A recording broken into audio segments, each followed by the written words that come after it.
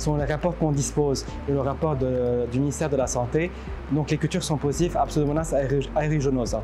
C'est quoi Pseudomonas aeruginosa? C'est une bactérie qui est présente dans l'environnement. Elle adore les régions humides, essentiellement dans l'eau qui est sale. Donc l'infection de cette eau potable provient essentiellement d'une eau qui n'est pas potable, essentiellement l'eau des égouts. Quand on a le Pseudomonas, c'est une eau qui est infectée à 100%. D'habitude, selon les recommandations et les normes internationales, on doit avoir un taux qui est très bas.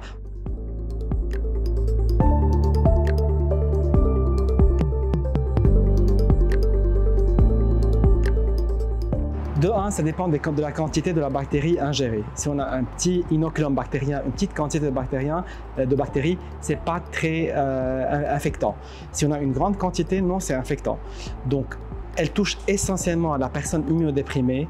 De ce que je veux dire avec immunodéprimée, c'est une personne qui a une immunité qui est basse. Donc, tout dépend de l'immunité.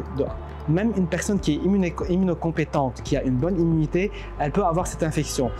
Mais les effets sont différents tant sur l'infection, si l'infection elle est sévère, elle est grave.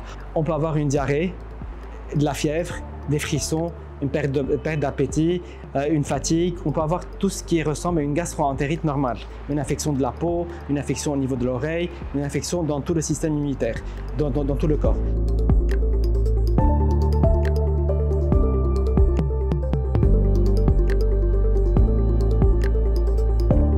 Il faut voir un médecin spécialiste afin de donner le bon traitement.